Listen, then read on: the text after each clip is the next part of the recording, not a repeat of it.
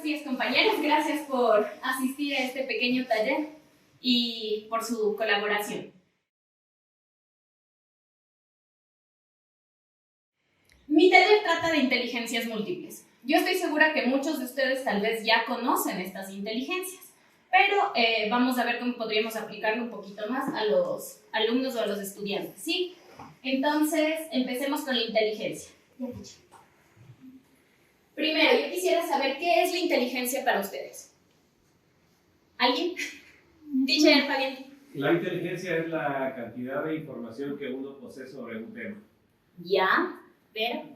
Una habilidad propia del ser humano para resolver problemas. Listo. Vamos a ver entonces qué es la inteligencia, o mejor dicho, Gardner, cómo la divide, ¿sí? Para Gardner, la inteligencia, primero, es la capacidad de poder resolver problemas. Y segundo, es elaborar productos que sean valiosos en una o más culturas. Es decir, que se puedan resolver estos problemas o estos productos en los diferentes contextos. ¿Hecho? Pásate. Entonces, así, de acuerdo a estos dos tópicos, va a dividir las inteligencias Gardner. ¿Qué pasa con esto? Él, de acuerdo a esto, crea 8 tipos de inteligencia. Dice que no solamente hay una en la cual se define el ser humano, sino que van a haber 8, y que estas pueden ser no necesariamente una para una persona, sino que la persona puede poseer incluso las 8, unas más que otras, y que debe fusionarlas o combinarlas para sacar su potencial. Entonces, para Gardner, la importancia de estas 8 inteligencias, primero es importante que reconozcamos estas 8 inteligencias y que las alimentemos y combinemos, como ya lo había dicho. ¿Por qué? Porque, en primer lugar, nosotros estamos compuestos de estas diferentes inteligencias, ¿sí? Tenemos diferentes combinaciones de estas inteligencias. Y si nosotros reconocemos esto y logramos llevarlo de manera adecuada, podremos resolver los problemas que se nos presenten en la vida de diferentes maneras, todo dependiendo de la inteligencia que ocupemos. Entonces, ¿cuáles son estas 8 inteligencias múltiples? Como ya les había dicho, Gardner sugiere que las inteligencias se van a guiar en 2 tópicos: el resolver problemas y el crear productos de acuerdo a los diferentes contextos. Las 2 primeras son la lingüística y la lógico-matemática. La inteligencia lingüística. Esta va a ser la capacidad de utilizar la palabra de manera eficaz, ya sea por escrito o de manera oral. Por ejemplo, de manera oral serían los narradores, serían los oradores, y por escrito serían tal vez escritores, editores, periodistas. Lo que va a hacer la persona que posea esta inteligencia lingüística es manejar de una manera adecuada la sintaxis o la estructura del lenguaje, la fonología o los sonidos del lenguaje, la semántica o los significados de las palabras, las dimensiones pragmáticas o el uso práctico del lenguaje de acuerdo al contexto. Y esto se va a dividir de acuerdo a diferentes situaciones, por ejemplo en la retórica, que es para convencer a otra persona de que haga algo; en la mnemotecnia, que nos sirve el lenguaje para poder recordar algo; la explicación, que sería en sí también para poder convencer a la persona; y el metalenguaje, que es utilizar el lenguaje para explicar el mismo lenguaje. Eso en cuanto a la inteligencia lingüística. Ahora vamos con la inteligencia lógico-matemática. Los que poseen la inteligencia lógico-matemática o la desarrollan más van a tener una capacidad de utilizar los números de manera eficaz y de razonar bien. En esto pueden estar científicos, contadores, puede ser en estadísticas, matemática en sí pura. En esta inteligencia vamos a incluir la sensibilidad a patrones, a organizaciones, a afirmaciones, todo lo que esté relacionado a esto, ¿sí?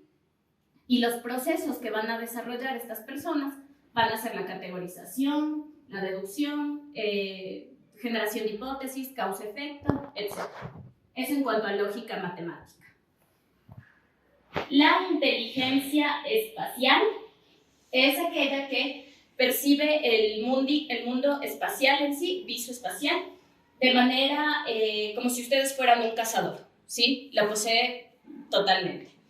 Esta va a incluir la capacidad de visualizar o representar gráficamente estas visiones que las personas tienen. Ejemplo, los arquitectos. Se van a ubicar muy bien en el espacio y por lo tanto van a poder representar esas visiones que tienen. Van a tener, por lo tanto, sensibilidad a los colores, a las líneas, a las estructuras y van a poder relacionar todos estos elementos. Siguiente. La inteligencia cinético-corporal. La inteligencia cinético-corporal es el dominio propio del cuerpo, ¿sí?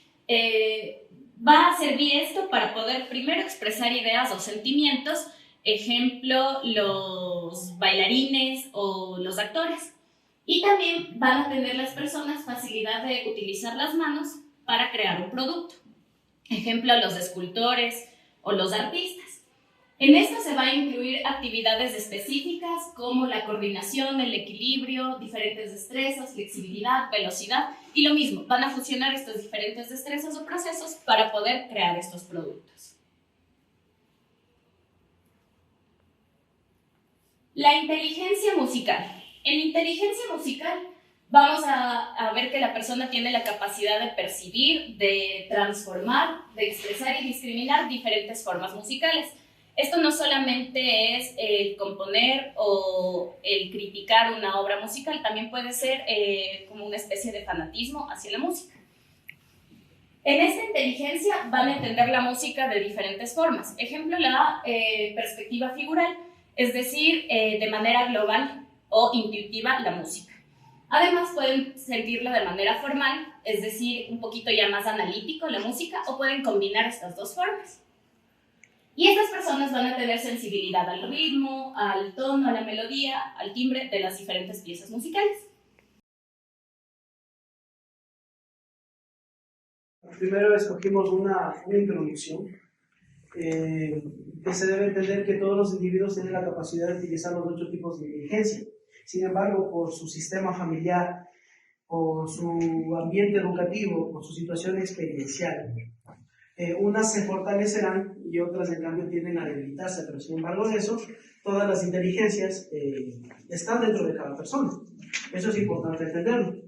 Y de acuerdo y acogiéndose al concepto de la plasticidad cerebral, se estipula que el cerebro siempre buscará guardar energía. Por ende, las que no se van a usar en su diario vivir van a tender a debilitarse. Eso hay que entender para que no se crea que... ¿Por qué razón? Porque es importante que los alumnos sean conscientes y se conozcan tanto en fortalezas y en debilidades. Y a partir de esto van a desarrollar trabajos individuales que impliquen un reto y serán calificados de forma cualitativa. De este modo ellos podrán autopercibirse. ¿Esto qué va a hacer? Que primero ellos entiendan cómo son y que también comprendan a sus compañeros. Y a partir de esto se desarrollará la inteligencia interpersonal. Entonces, al desarrollar la inteligencia interpersonal, tendremos ya una aula inclusiva. Al hecho de percibirme como persona, con fortalezas y debilidades, puedo también entender a un niño o una niña que tenga fortalezas y debilidades. Entonces, las dos primeras inteligencias que desarrollamos es la intrapersonal y luego la interpersonal, para tener ya un ambiente inclusivo dentro del aula. ¿Ya? En el caso de la niña con una discapacidad. Nosotros hicimos algo más, como un fanzine, como dijo, hicimos una especie de consejos y tips para explotar los diferentes tipos de inteligencia. Entonces le hemos llamado inteligencia dinámica. Entonces lo que hicimos fue separar en grupos más o menos en las áreas que más se complementan, pero al final todos quedamos de acuerdo que todas las inteligencias se deben explotar en todas las áreas. Entonces empezamos con el área lingüística, que es de Teacher Zaira, que nos comentaba justamente todo lo que dijo Teacher Edwin, que hay que explotar, sobre todo hay que conocer a los estudiantes primero o a la persona con la que se va a trabajar. Sería tan importante no solo tener palabras, sino realizar en hechos, porque en realidad como docentes no es que vamos a avanzar todo eso en un día, eso se va a trabajar creo en un proceso de enseñanza, y menos palabras y más de hecho sería excelente. O sea, yo puedo escribir todo en papel, pero y si no lo hago, en realidad no sé si le va a quedar al niño. Bueno, nosotros hemos hecho actividades en las cuales nosotros vamos a basarnos, no sé si vendrán más inteligencias, pero las que pudimos ver fue la lingüística, cinético corporal, naturista, interpersonal y musical. Nosotros vamos a basarnos en historias creadas y cuentos tradicionales. Normalmente nosotros hemos basado entre niños de 5 a 8 años. Primero vamos a escoger la historia o cuento que el niño desea aprender, y nosotros también intencionalmente podemos buscar al niño, buscar cuentos que le ayuden a integrar, a rescatar algunos valores. Nosotros presentaremos el cuento, presentaremos a los personajes, podemos darle al niño también esta facilidad que él pueda cambiar el cuento, porque nosotros siempre tenemos el cuento tradicional, en donde el niño sabe que los 3 chanchitos del malo es el lobo, puede ser un cambio distinto.